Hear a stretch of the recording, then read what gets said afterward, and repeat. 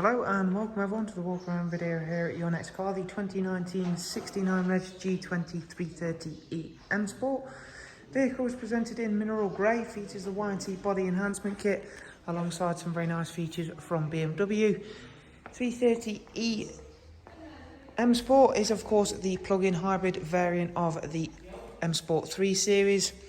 So up front then, underneath the bonnet, we still have a lovely 2-litre turbocharged petrol engine. So once you have used up the electrical energy inside the car, you're not going to grind suddenly to an irritating halt like you will in a pure EV, which is one of the many great reasons to go for a petrol hybrid such as this superb looking G20.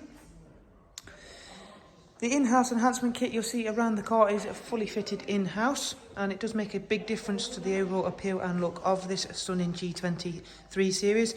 However, I'm going to try and focus on a lot more about the Edrive capabilities, functions and features of the car.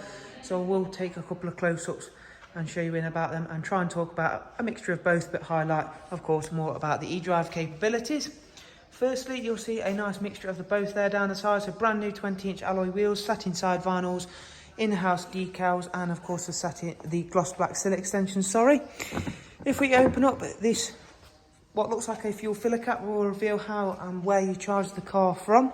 It is nice and simple. Simply pop that open, plug the provided charging cable in, and you can even leave it on throughout the day, on overnight if you'd wish to. There is really nice and simple way of charging the car, and of course becoming more and more accessible. You see the charging stations at service stations, petrol stations in and around towns and cities now.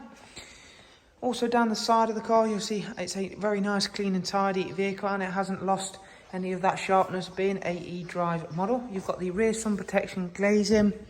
Inside the car you've got the black Venezia leather with the grey highlights.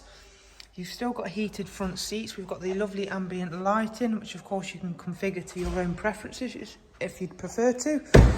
In the back, despite having a big electric motor and plenty of batteries on board, you've still got a very spacious, very comfortable 3-seat Isofix rear bench on board with a central folding armrest. And unlike some of the manufacturers, BMW do not remove any passenger compartment space despite being a Edrive model, so you've still got the same floor pan configuration as a petrol or diesel model G20 3 series. As we go around towards the back of the vehicle, you'll again see those lovely 3D rear lights, gloss black rear boot spoiler, and then one of our quad exit exhaust diffusers, which have gone down very well indeed, as you can see with the F1 style diffuser middle light. If we open up the boot, we can show off both the provided charging cable and the little carry case it comes with. And of course, the boot space itself is the only area that you'll compromise on in terms of going for an Edrive over a petrol or diesel model itself. However, fortunately, the G20s all come with split folding seats as standard, so it more than makes up for that little bit of boot depth loss. Charge time takes around about 3 to 4 hours from stone dead flat. However, that will vary on where you are charging the car from.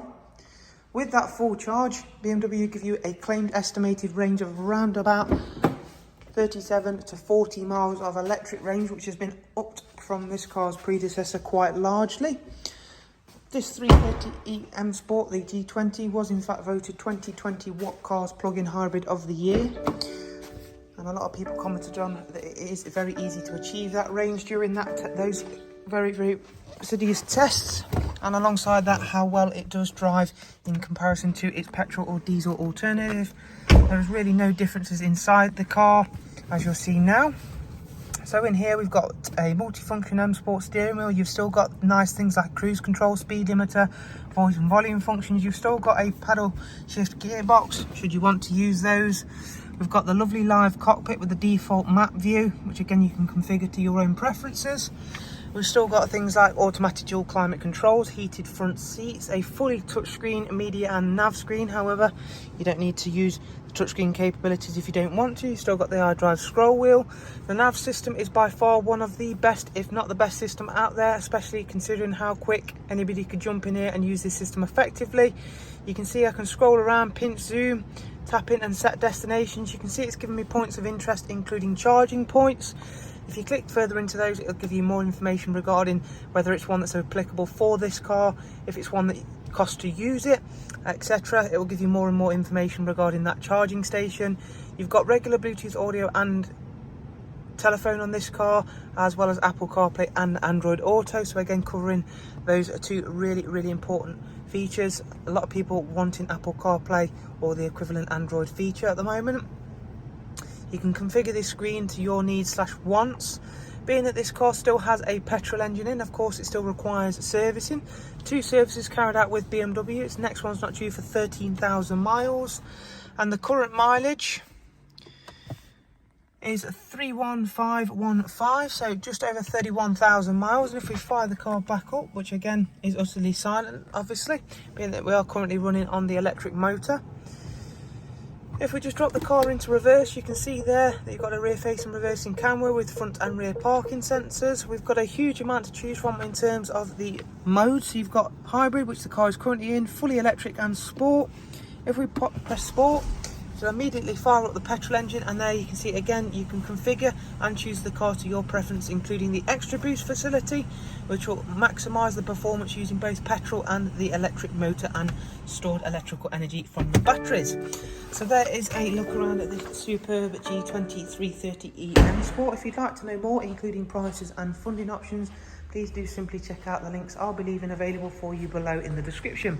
Thank you again. Bye bye.